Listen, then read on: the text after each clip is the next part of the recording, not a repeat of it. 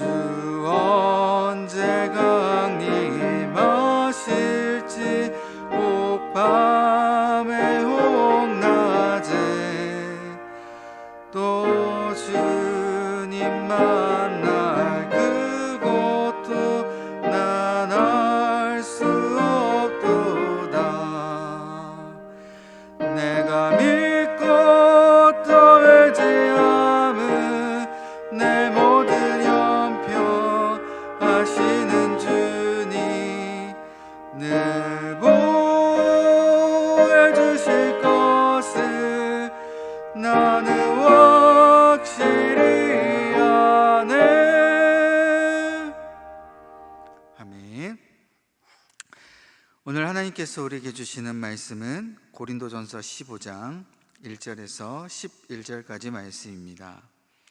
고린도전서 15장 1절에서 11절까지 말씀, 생명의 삶은 42페이지에 있습니다.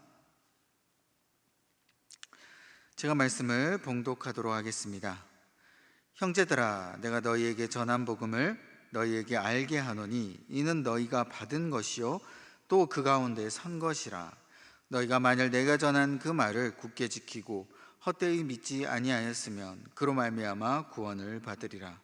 내가 받은 것을 먼저 너희에게 전하였노니 이는 성경대로 그리스도께서 우리 죄를 위하여 죽으시고 장사 지낸 바 되셨다가 성경대로 사흘 만에 다시 살아나사 게바에게 보이시고 후에 12 제자에게와 그 후에 500여 형제에게 일시에 보이셨나니 그 중에 지금까지 대다수는 살아있고 어떤 사람은 잠들었으며 그 후에 야고보에게 보이셨으며 그 후에 모든 사도에게와 맨 나중에 만삭되지 못하여 난 자 같은 내게도 보이셨느니라.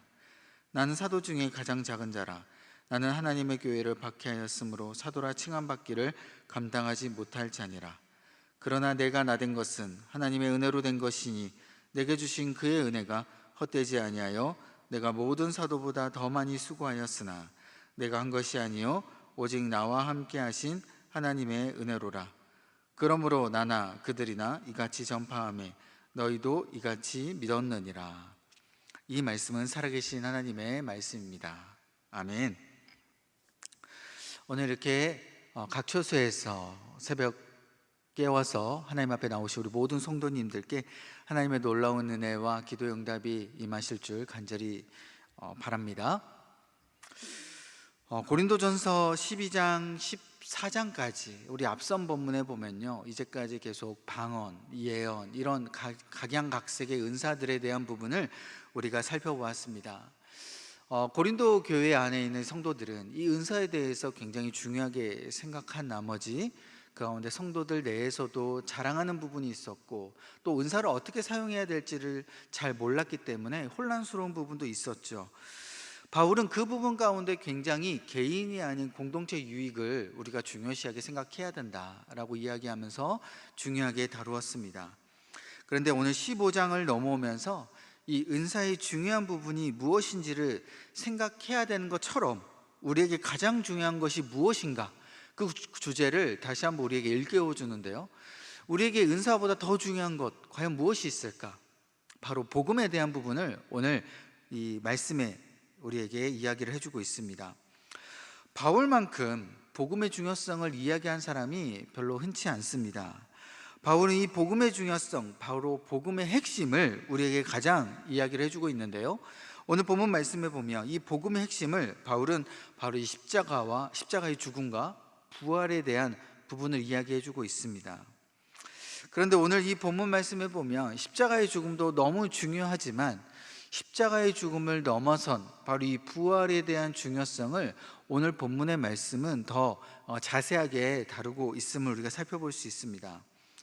당시에 고린도 교회 성도들 중에서 예수님의 죽음과 부활이라는 이 역사적 사실에 대한 확고한 믿음 없이 신앙생활을 하는 사람들이 많이 있었습니다. 십자가의 죽음이라는 것은 어쩌면 좀 자연스러운 부분이라고 사람들은 많이 받아들였던 것 같습니다.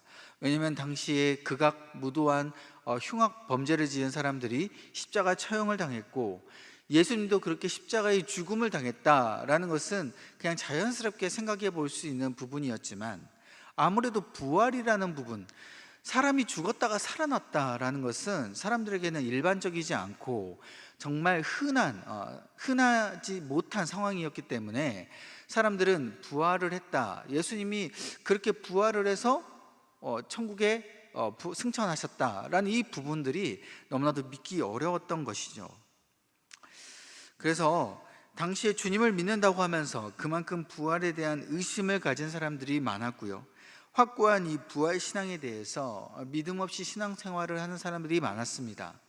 어쩌면 예수님을 그냥 단순한 어떤 사람들 중에 하나님의 인간의 몸으로 입고 오셨고 또 놀라운 능력을 가지고 놀라운 그렇게 우리에게 은혜를 베풀려고 오신 것쯤은 믿었지만, 진짜 부활을 했고 또 그 부활 이후에 또 승천하시고 그것뿐만 아니라 우리도 나중에 예수님이 이 땅 가운데 다시 재림하실 때 우리가 그만큼 똑같이 부활의 몸을 입고 다시 살아날 것이다 라는 것 사실을 믿는 사람들이 많지 않았다라는 것이죠. 사도 바울은 이 교인들이 그만큼 많은 은사와 신비에는 많은 관심을 가지고 있으면서 정작 복음의 메시지, 이 복음의 부활을 믿지 않는 이 사실을, 이 느낌을 많이 받았습니다. 그래서 헛된 신앙생활, 부활이 빠져버린 것은 헛된 신앙생활이다, 그래서 이 신앙생활에 대해서 그냥 만족하고 끝나는 것, 그렇게 사람들이 될까봐 이 사도 바울은 마음 가운데 많이 염려했고, 다시 한번 이 예수님의 죽음과 부활까지도 나아가는 이 진리의 복음의 핵심을 다시 한번 깨우쳐 주고자 했던 것이죠. 바울은 이 복음의 핵심 진리를 굳게 붙드는 것이 먼저 우리에게 너무나도 필요하다는 것을 먼저 말씀해 주고 있습니다. 특별히 부활에 대해서 굳게 붙들어야 된다는 건 너무나 누구나도 너희들이 알고 있지 않느냐. 특별히 이 복음에 대한 부분, 이 부활에 대한 핵심은 너희들도 이미 잘 알고 있지 않느냐라는 것을 바울은 이미 우리에게 이야기를 해주고 있습니다. 오늘 15장 1절에 보면 이렇게 나와 있죠. 형제들아, 내가 너희에게 전한 복음을 너희에게 알게 하노니. 이미 너희에게 복음을 전했다라는 거예요. 고린도 교인들은 이미 복음을 알고 있다라는 것이죠. 예수님이 십자가에 달려 돌아가셨구나, 그리고 사흘 만에 다시 부활하셨구나. 그런데 이미 복음은 머리로 알고 있지만 이 복음이 실제적으로 그렇게 믿고 있지 못하다라는 겁니다. 여러분, 우리가 머리로 알고 있는 것과 실제로 믿고 행동하는 것은 너무나 다르죠. 성도들은요, 이 부활을 복음을 이미 받아들였고 이미 복음 가운데 안에 서 있음을 사도 바울은 중요하게 깨우쳐 주고 있습니다. 1절 하반절에 이렇게 나와 있어요. 이는 너희가 이미 받은 것이다, 그리고 또 그 가운데 선 것이다 라고 말씀해 주고 있습니다. 여러분, 내가 복음 안에 서 있다라는 것, 이것을 내가 머리로가 아니라 마음 가운데 깊이 내가 믿는다면 우리에게는 복음의 능력이 풍부하게, 그리고 내가 생각하는 것 그 이상으로 복음의 능력이 나타날 줄로 여러분 믿으시기 바랍니다. 여러분, 우리에게 왜 복음의 능력이 없을까? 복음이라는 것은 우리가 이미 받았다라고 쉽게 생각하죠. 나는 이미 복음을 믿었으니까 나는 구원을 받았어. 그러니까 나는 구원은 이미 끝났고 그 이후의 것들, 나의 삶의 여러 가지 붙잡아야 될 것들, 나의 삶의 여러 가지 나에게 중요하게 생각하는 것들을 내가 잡아야지. 정말 그렇게 복음은 뒷전으로 미루어질 때가 많다라는 것이죠. 그런데 여러분, 사도 바울은 분명히 이야기합니다. 복음만이 내가 붙잡아야 될 것이다. 성도가 구원을 얻는 유일한 방법이 다른 어떤 것도 아니라 오직 복음이다. 나의 삶의 유일한 방법이 복음밖에 없다 라는 것을 사도 바울은 분명히 우리에게 이야기를 해주고 있습니다. 복음은 이미 기본이라고 생각하면서 우리에게 삶은 다른 것을 자꾸 찾으려고 하죠. 복음 외에 다른 구원이 우리 삶에 있지 않는가라는 우리의 생각 가운데 계속 행동을 하고 있다는 거예요. 사실 머리로는 알고 있죠. 복음만이 우리에게 유일한 구원이다. 그런데 실제적으로 우리의 삶을 살아가면서 우리 하는 패턴, 행동들은 복음 외에 다른 것이 자꾸 구원이 있는 것처럼 행동할 때가 많다는 겁니다. 그러니까 다른 것을 우리가 찾다가 정작 가장 중요한 복음은 잊어버리게 되는 것이죠. 내가 지금 복음 안에 있는 이 증거, 내가 복음 안에 있어서 내가 복음의 능력 가운데 있다는 이 증거는 뭐냐? 내가 얼마나 복음을 기억하고 붙들고 있느냐, 거기에 우리의 복음을 믿는 증거가 나타나게 되어 있습니다. 내가 복음을 붙들지 않는다면, 내가 복음을 생각하지 않는다면요, 우리의 삶 가운데 자꾸 다른 것을 의지하는 모습이 나타나게 되어 있다는 거예요. 그래서 바울은 이 복음을 붙들고 의지하기 위해서는 가장 중요한 복음의 핵심을 우리가 계속 생각해야 된다라고 이야기하면서 먼저 생각해야 될 부분, 그것은 바로 계획된 복음임을 우리에게 이야기를 해주고 있습니다. 계획된 복음이 무엇일까? 여러분, 사도 바울이 이렇게 이야기를 합니다. 3절에도 이렇게 이야기를 하죠. 내가 받은 것을 먼저 너희에게 전하였노니 이는 성경대로 그리스도께서 우리 죄를 위하여 죽으셨다. 성경대로 뭐라고요? 죽으셨다. 그리고 4절 이후에 보면 장사 지낸 바 되셨다가 성경대로 사흘 만에 다시 살아나사. 성경대로 뭐라고요? 다시 살아났다. 성경대로 죽으시고 성경대로 살아났다. 이미 주님께서는 예언된 이 십자가의 죽음과 부활을 이미 말씀 가운데 우리에게 알려주셨다라는 거예요. 이것은 계획된 복음이다라는 것이죠. 갑자기 하나님이 기분이 좋아서 복음을 우리에게 막 주시려고 했던 것도 아니고, 또 이스라엘 백성이 이방신을 하도 믿고 하나님의 말씀을 듣지 않으니까 열받아서 이스라엘 백성 외에 이방인 우리에게 갑자기 이스라엘 백성들은 이미 틀렸으니까 너희들을 그냥 내가 구원해 줄게, 열받아서 우리에게 이렇게 복음을 준 것도 아니다라는 거예요. 원래 하나님은 우리에게 복음이 가장 필요했다라는 것을 이미 알고 계셨고, 그 가운데 그 복음을 주시기 위해서 예수 그리스도를 이 땅 가운데 주실 것을 이미 계획해서 이 복음을 우리에게 주셨다는 겁니다. 그래서 이 계획된 복음을 믿는 우리가 지금 가는 이 삶의 길 가운데 우리가 하나님의 능력을 굳게 믿게 되는 모습이 나타나게 된다라는 거예요. 계획된 복음을 우리가 믿지 않으면요, 우리가 그 당시에 하나님께서 우리에게 주신 여러 환난과 어려움을 하나님의 계획 안에 있음을 우리가 믿지 못하는 거예요. 왜? 하나님께서 계획됐다라는 것을 우리가 알고 믿는다면 지금 우리에게 있는 이 모든 환난과 어려움들도 하나님의 계획 안에 있음을 우리가 믿을 수밖에 없다는 것이죠. 그 수가 흔들리지 않는 겁니다. 하나님의 그 계획 안에 그 복음이 우리 가운데 이루어져 가고 있기 때문에 우리는 담대하게 나아갈 수 있다는 것이죠. 때로는 나의 길이 아닐지라도, 나의 삶의 뜻대로 되지 않을지라도 계획된 하나님의 나를 향한 그 복음이 우리에게 나타날 줄로 여러분 믿으시기 바랍니다. 이 계획된 복음만이 여러분 우리 가운데 삶의 놀라운 굳건한 방향성을 우리에게 제시해 주는 것이죠. 이 계획된 복음만이 우리에게 사실이라고 믿는다면 여러분, 우리가 많은 사람들이 경험하고 하나님의 진리 가운데 복음의 능력을 경험하고 그렇게 우리가 나아갈 수 있다라는 겁니다. 그런데 많은 사람들이 진리 가운데 복음의 능력을 경험하지 못한다라는 건 이 계획된 복음을 우리가 믿지 못한다라는 것이죠. 너무나도 순간순간마다 바뀌게 됩니다. 어떤 때는 나의 뜻대로 되면 하나님의 그 복음을 믿게 되고, 나의 뜻대로 되지 않고 또 환난과 어려운 풍파가 닥치게 되면 이 계획된 복음을 우리는 믿지 못하게 되는 거예요. 하나님 정말 나를 계획 가운데 인도해 계시느냐, 우리가 그런 질문 가운데 나아가게 되는 것이죠. 여러분, 이 부활의 증거에 대해서 이 사도 바울은 두 번째 이야기를 합니다. 우리가 부활을 믿어야 된다. 먼저 부활의 증거라는 사실은 뭐냐면 게바, 이 베드로에게 예수님께서 부활했다라는 것을 지금 보여주고 있고요.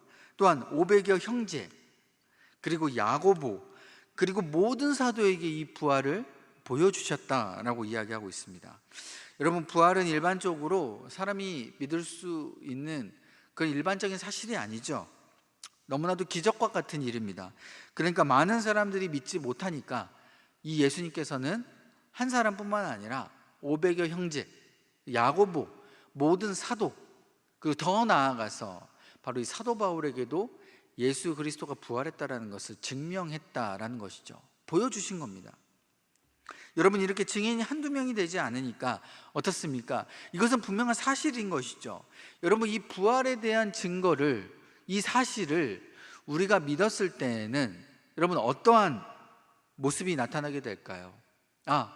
나에게 있는 이 부활의 놀라운 이 예수 그리스도의 모습, 이 능력이 정말 사실이구나. 그렇다면 썩어져 갈 수밖에 없는 나의 몸, 정말 나의 삶의 희망이 보이지 않는 나의 삶의 모든 것들이 어떻게 해요? 예수님의 부활을 믿음을 통하여서 나에게도 이 부활이 찾아올 것이다 라는 것을 우리가 믿을 수밖에 없다는 거예요. 여러분, 실제적으로 사도 바울이 그랬습니다. 여러분, 사도 바울이 어떠한 사람입니까? 오늘 말씀에 어떻게 표현하냐면 자기가 만삭되지 못한 자다라고 나와 있어요. 그리고 사도 중에 가장 작은 자다라고 사도 바울은 자신을 그렇게 지칭하고 있습니다. 사도 바울이 어떤 사람입니까? 예수님을 만나기 전에는요, 예수 그리스도를 믿는 자들을 잡아서 감옥에 넣었던 사람입니다. 그리고 실제적으로 복음, 이 부활을 보지 못했던 사람이에요. 그래서 사도 바울에게는 자신은 그렇게 막 의기양양해서 예수 그리스도를 믿는 사람들을 막 잡아서 감옥에 가두고, 그리고 예수님이 전혀 부활하지 않았다, 믿지 않았던 그래서 삶에 희망이 없었고 그냥 자기 자신만 굉장히 잘났다고 생각했던 그런 사람이었지만, 이제 예수 그리스도를 믿고 난 이후에, 그래서 부활을 진짜 경험하고 난 이후에 어떻게 변한 겁니까? 이것이 아무것도 쓸데없었고 나는 희망이 없었던 사람이구나, 자기 자신을 그렇게 제대로 볼 수 있었고 오직 부활을 붙잡음을 통하여서 새로운 희망을 가진 사람이 바로 이 사도 바울이었다라는 거예요. 그러한 자신에게도 예수님이 직접 나타나신 겁니다. 다메섹 도상에서 예수 그리스도가 믿고 예수 그리스도를 만나고 자기 삶이 완전히 변화돼서 이제는 구원을 받는 것뿐만 아니라 사도로 칭함을 받고 예수 그리스도를 온전히 전하는 그런 모습으로 변했다는 것이죠. 여러분, 우리도 마찬가지예요. 이 부활을 믿는 우리가 어떻게 예수님은 이 부활을 같이 경험하는 그런 자격이 있는 사람들입니까? 아니죠. 우리는 예수님을 구주라고 불릴 수 없는 그런 자격 없는 우리가 사람이에요. 특별히 우리가 부활을 경험하는 그런 자격을 가질 수 있는 사람들도 아닙니다. 그런데 주님은 우리에게 부활을 경험하게 하셨고 우리를 구주로 예수 그리스도를 믿게끔 하셨어요. 우리가 그 부활을 경험한 우리는 증인들이 되는 것이죠. 여러분, 증인이면 복음을 가지고만 있을 수 없습니다. 복음을 전해야 되는 것이죠. 복음을 우리가 가지고 있는 이 증인으로서 삶을 사는 우리에게 이 모습은요, 복음을 계속해서 남들에게 전하지 못하면 견딜 수 없는 모습이 우리에게 있어야 되는 거예요. 적어도 하나님의 말씀을 계속해서 묵상하며 그 하나님의 말씀을, 내가 오늘 받았던 그 은혜를, 그 묵상에 대한 은혜를 전해야 되는 거 우리의 모습의 당연한 모습이다라는 것이죠. 주님은 우리에게 이 땅끝까지 복음을 전하라 라고 명령을 주셨어요. 여러분, 명령을 잘 지키는 것은 그만큼 내가 복음을 중요하게 생각하고 있다라는 겁니다. 내가 복음을 전했다라는 건 그만큼 복음을 가장 중요하게 생각했기 때문에 명령을 잘 지키는 것이고 복음을 소중하게 생각하는 것이죠. 여러분, 제 둘째 아이가 5살인데 이 헬로카봇이라는 장난감을 너무 소중하게 생각합니다. 너무 좋아하죠. 그러니까 그 장난감을 자꾸 엄마 아빠에게 전파합니다. 이 헬로카봇이라는 장난감이 어떻게 변신되며 또 악당을 어떻게 물리치며 또 어떠한 힘이 세며 어떠한 장점이 있는지 엄마 아빠는 궁금해하지 않는데 계속해서 그것을 우리에게 전하는 것이죠. 그 모습을 보면서 참 이 장난감을 좋아하는구나, 이렇게 좋아하니까 엄마 아빠에게 알려주고자 하는 거구나. 복음도 마찬가지라는 것이죠. 복음을 내가 가장 좋아하고 중요하게 생각하고 복음을 가장 내 마음 가운데 우선순위로 삼는 사람은 복음을 이렇게 전하게 되어 있다는 거예요. 그 사람이 복음을 받든지 안 받든지, 그 사람이 복음에 대해서 관심이 있든지 없든지 내 스스로 복음에 대한 감격으로 증인이 되어서 전할 수 있는 것이죠. 여러분, 이미 우리에게는요, 이 부활의 주님을 만나게 하셨고 이 복음을 경험하게 하셨고 목격하게 하셨고 이러한 복음을 전하도록 하나님은 우리에게 말씀하셨습니다. 그런데 부활을 목격한 사람들 중 좀 특이한 게, 어떤 사람은 잠들었다라고 이야기해요. 이 잠들었다라는 표현은 이미 그 사람이 죽었다라는 것이죠. 부활을 목격한 사람 중에 육체적으로 이미 죽은 사람들, 왜 그 사람들을 잠들었다라고 표현을 할까? 여러분, 예수 그리스도를 믿는 우리가, 복음을 경험한, 이 부활을 경험한 우리가 예수님이 다시 재림할 때 우리가 부활을 다시 몸을 입고 우리가 예수님이 부활하셨던 것처럼 우리도 부활한다라는 거예요. 우리가 그때 되면, 때가 되면 예수 그리스도의 몸을, 부활을 입는 것처럼 우리도 부활해서 하나님과 놀라운 이 하나님의 나라를 같이 살게 되는 그 은혜를 누린다는 것이죠. 그러니까 우리의 몸은 지금 당장 썩어진 것처럼, 없어진 것처럼 보일지 모르겠지만 우리가 잠들었다라는 표현을 이 사도 바울은 쓰게 되는 겁니다. 여러분, 이렇게 부활의 놀라운 은혜를 경험하고 믿고 기억하게 되면 우리가 그 부활의 경험, 놀라운 능력이 우리 삶 가운데 나타날 줄로 믿으시기 바랍니다. 부활의 능력을 이렇게 믿게 되면 우리의 삶의 부활의 은혜가 계속해서 이루어지게 되는 것뿐만 아니라 가장 중요한 건 이 부활의 능력을 내가 얼마나 믿고 있느냐에 따라서 상대적으로 복음의 능력이 나타나게 되어 있다는 거예요. 여러분, 우리 삶의 능력이 이 부활의 복음의 능력을 가장 중요하게 생각해서 계속해서 경험하며 나아가는 저와 여러분들 되시기를 간절히 바라겠습니다. 기도하겠습니다. 하나님, 감사합니다. 우리 가운데 이 부활의 능력을 경험하게 하셨고 부활의 놀라운 경험하게 하심을 너무나도 감사하게 생각합니다. 아버지, 우리가 삶을 살아가다 보면 부활보다 더 중요하게 생각하는 것들을 우리가 붙잡을 때가 있습니다. 주님, 우리에게 가장 중요한 건 이 부활의 능력, 이 복음의 능력일 줄로 믿습니다. 우리에게 계속해서 이 복음을 가장 중요하게 생각하게 하여 주시고, 이 복음 우리가 간절하게 소망함을 붙들고 나아갈 때마다 우리에게 환난 풍파가 있을지라도, 또한 우리의 뜻대로 안 될지라도 그때마다 주님의 계획된 복음으로 나아갈 줄로 믿고, 또한 그 가운데 주님께서 우리와 항상 함께 하셔서 놀라운 이 땅 가운데 복음의 삶의 능력이 나타나는 그런 놀라운 경험하게 하여 주옵소서. 우리가 주님 앞에 드리는 이 모든 기도들, 우리가 주님 앞에 바라는 이 모든 것들이 이 부활의 경험을 통하여서, 이 복음의 능력을 통하여서 아버지 주님께서 우리에게 응답하여 주시는 놀라운 그 능력을 경험하게 하여 주시고, 하나님, 또한 우리가 바라는 이 것들보다 더 이상의 것들로 주님께서 채워주시고 역사하여 주옵소서.